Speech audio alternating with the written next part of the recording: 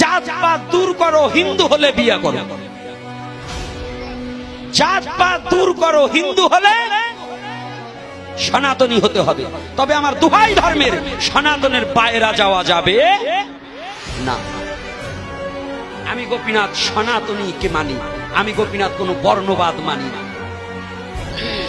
দ্বিতীয় প্রশ্ন করছে, আমাদের সনাতন বিভিন্ন সম্প্রদায়ের সাথে বিবাহ বন্ধন বাধা কেন? ও,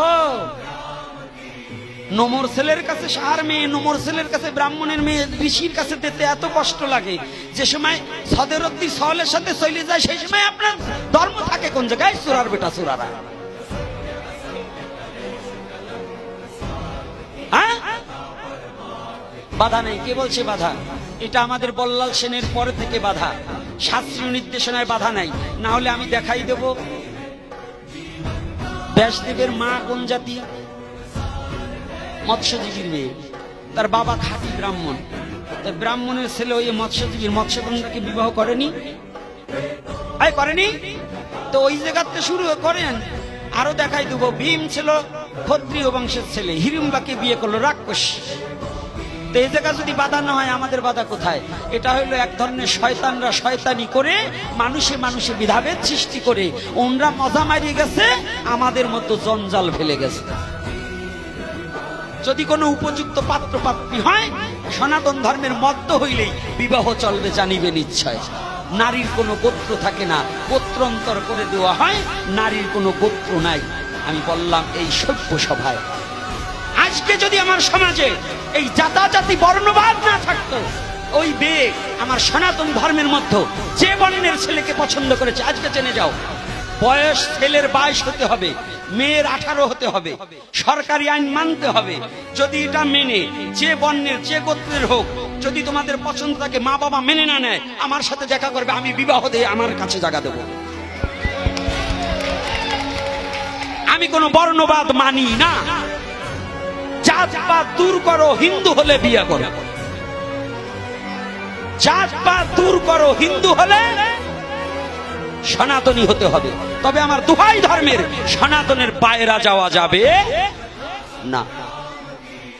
আমি গোপীনাথ সনাতনীকে মানি, আমি গোপীনাথ কোনো বর্ণবাদ মানি না। আমার নাম শুনলেও কয়েকজনের গাও চলে, তো ওটা মরলেই বাঁচি। আরে মরিয়ে নই তাই বুঝবি। এখন তো তবু আদরের সহিত খাবার পাচ্ছিস। যদি 5ই আগস্টের পরে যদি পথে না নামতাম, আজকে এই দেশে কাপড় পরা লাগতো না, কাপড় খুলে যাওয়া লাগতো। এটা জেনে রেখে, যেভাবে হিন্দুদের প্রতি অত্যাচার শুরু হয়েছে, শুরু হয়নি? তবু আমরা কোন রাজনৈতিক ভাবে নয়, আমি শুধু পথে নেমেছিলাম আমার ধর্মের জন্য, আমার জাতির জন্য। আমি কোনো মন্ত্রীর জন্য, কোনো মিনিস্টারের জন্য, কোনো রাজার জন্য নামিনি। আমার স্বজাতিকে রক্ষার জন্য আমি পথে বুক পেতে দিয়ে লড়াই করে এসেছি। আমি কোনো রাজনৈতিক নেতা নয়। দিনের স্মৃতিগুলো মনে পড়ে যাচ্ছে। যদিও আমি উমরপুরে না আসি, শিবচরে বহুবার এসেছি। বহু আপনজন চিরচেনা মুখগুলো আজ আমি দেখতে পেয়েছি। তার মধ্য দিয়ে কালের স্রোতে শিবচর থেকে অনেককে হারিয়েও ফেলেছি। এটা কালের স্রোতে হারাতে হয়। তবে সনাতন ধর্ম তো মৃত্যু নেই। আমি এমন একটা ধর্মে জন্মগ্রহণ করেছি যে ধর্মে কোনো মৃত্যু নেই। প্রকৃত সনাতনী যারা, তারা জানবে, আর যারা শুধু নামধারী সনাতনী, তারা এই কথাটার তাৎপর্যটা বুঝতে পারবে। সনাতন ধর্মের শ্রীমদ্ ভগবদ গীতায় অর্জুনকে উপলক্ষ করে পরম পুরুষ পরমেশ্বর ভগবান শ্রীকৃষ্ণ বললেন, অর্জুন, মানব কখনো মরে না, পরমাত্মা কখনো মৃত্যু হয় না, তার কোনো বিনাশ নেই।